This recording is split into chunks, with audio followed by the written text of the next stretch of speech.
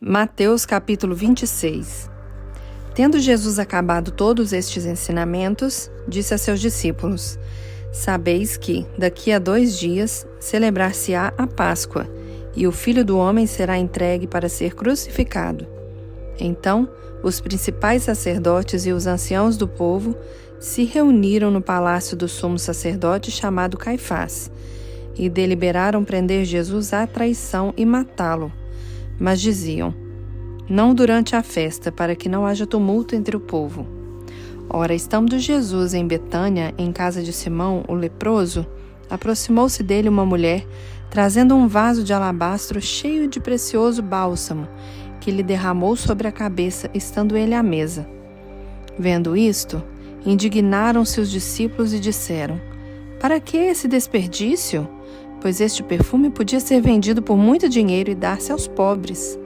Mas Jesus, sabendo disto, disse-lhes: por que molestais essa mulher? Ela praticou boa ação para comigo, porque os pobres sempre os tendes convosco, mas a mim nem sempre me tendes. Pois derramando este perfume sobre o meu corpo, ela o fez para o meu sepultamento. Em verdade vos digo, onde foi pregado em todo o mundo este evangelho, será também contado o que ela fez para a memória sua. Então, um dos 12, chamado Judas Iscariotes, indo ter com os principais sacerdotes, propôs: que me quereis dar e eu vô-lo entregarei?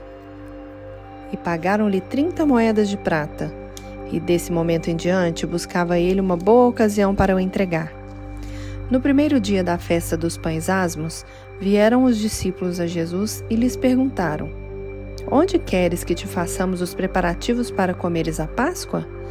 E ele lhes respondeu: ide à cidade ter com certo homem e dizei-lhe: o mestre manda dizer, o meu tempo está próximo, em tua casa celebrarei a Páscoa com os meus discípulos. E eles fizeram como Jesus lhe ordenara e prepararam a Páscoa. Chegada a tarde, pôs-se ele à mesa com os 12 discípulos, e enquanto comiam declarou Jesus: em verdade vos digo que um entre vós me trairá. E eles, muitíssimo contristados, começaram um por um a perguntar-lhe: porventura sou eu, Senhor? E ele respondeu: o que mete comigo a mão no prato, esse me trairá.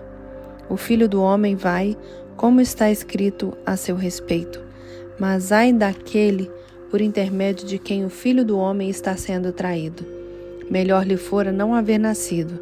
Então Judas, que o traía, perguntou: acaso sou eu, mestre? Perguntou-lhe Jesus: tu o disseste.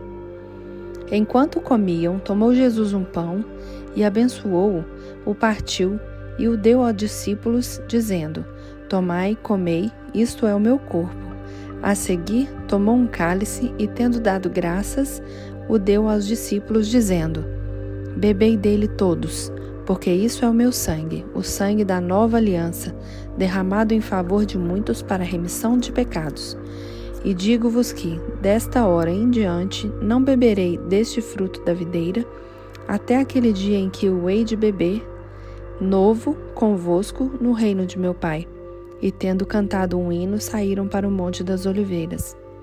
Então Jesus lhes disse: essa noite todos vós vos escandalizareis comigo, porque está escrito: ferirei o pastor, e as ovelhas do rebanho ficarão dispersas. Mas depois da minha ressurreição, irei adiante de vós para a Galileia. Disse-lhe Pedro: ainda que venhas a ser um tropeço para todos, nunca o serás para mim. Replicou-lhe Jesus: em verdade te digo, que nessa mesma noite, antes que o galo cante, tu me negarás 3 vezes. Disse-lhe Pedro: ainda que me seja necessário morrer contigo, de nenhum modo te negarei. A todos os discípulos disseram o mesmo. Em seguida, foi Jesus com eles a um lugar chamado Getsêmani e disse a seus discípulos: assentai-vos aqui enquanto eu vou ali orar. E levando consigo a Pedro e a 2 filhos de Zebedeu, começou a entristecer-se e a angustiar-se. Então lhes disse: a minha alma está profundamente triste até a morte. Ficai aqui e vigiai comigo. Adiantando-se um pouco, prostrou-se sobre o seu rosto, orando e dizendo: meu Pai, se possível, passa de mim este cálice. Todavia, não seja como eu quero, e sim como tu queres. E voltando para os discípulos, achou-os dormindo e disse a Pedro: Então, nem uma hora pudeste vós vigiar comigo?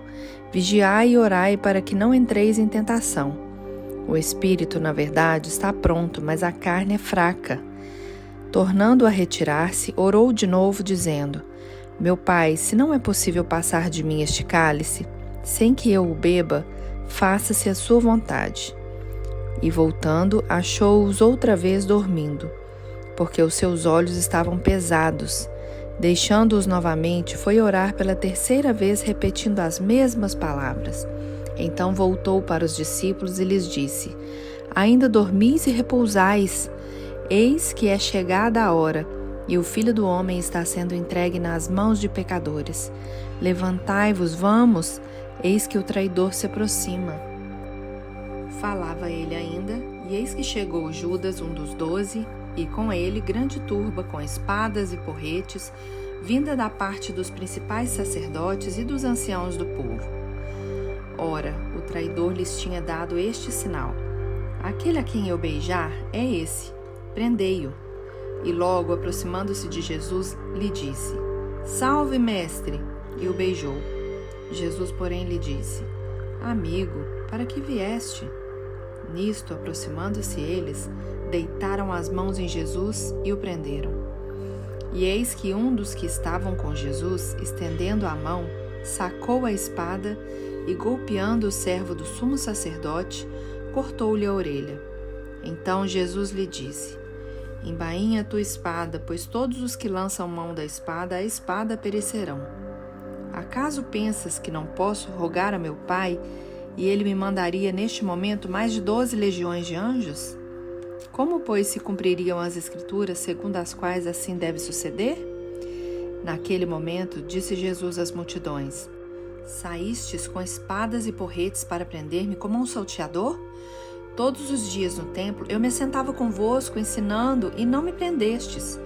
Tudo isso, porém, aconteceu para que se cumprissem as Escrituras dos profetas.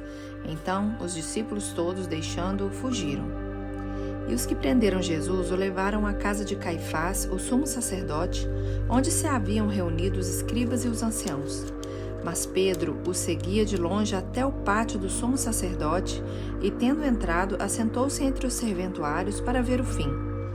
Ora, os principais sacerdotes e todo o sinédrio procuravam algum testemunho falso contra Jesus, a fim de o condenarem à morte. E não acharam, apesar de se terem apresentado muitas testemunhas falsas. Mas afinal compareceram 2 afirmando: Este disse: Posso destruir o santuário de Deus e reedificá-lo em 3 dias. E, levantando-se o sumo sacerdote, perguntou a Jesus: Nada respondes ao que estes depõem contra ti? Jesus, porém, guardou silêncio. E o sumo sacerdote lhe disse: Eu te conjuro pelo Deus vivo que nos digas se tu és o Cristo, o Filho de Deus. Respondeu-lhe Jesus: Tu o disseste. Entretanto, eu vos declaro que, desde agora, vereis o Filho do Homem assentado à direita do Todo-Poderoso e vindo sobre as nuvens do céu. Então, o sumo sacerdote rasgou as suas vestes, dizendo: Blasfemou! Que necessidade mais temos de testemunhas? Eis que ouvistes agora a blasfêmia. Que vos parece? Responderam eles. É réu de morte. Então, uns cuspiram-lhe no rosto e lhes davam murros, e outros os esbofeteavam, dizendo: Profetiza-nos, ó Cristo, quem é que te bateu? Ora, estava Pedro sentado fora do pátio, e aproximando-se uma criada, lhe disse: Também tu estavas com Jesus, o Galileu. Ele, porém, o negou diante de todos, dizendo: Não sei o que dizes. E saindo para o alpendre, foi ele visto por outra criada, a qual disse aos que ali estavam: Este também estava com Jesus, o Nazareno. E ele negou outra vez com juramento: Não conheço tal homem. Logo depois, aproximando os que ali estavam, disseram a Pedro: Verdadeiramente és também um deles, porque o teu modo de falar o denuncia. Então começou ele a praguejar e a jurar: Não conheço esse homem, e imediatamente cantou o galo. Então Pedro se lembrou da palavra que Jesus lhe dissera: Antes que o galo cante, tu me negarás 3 vezes. E saindo dali, chorou amargamente.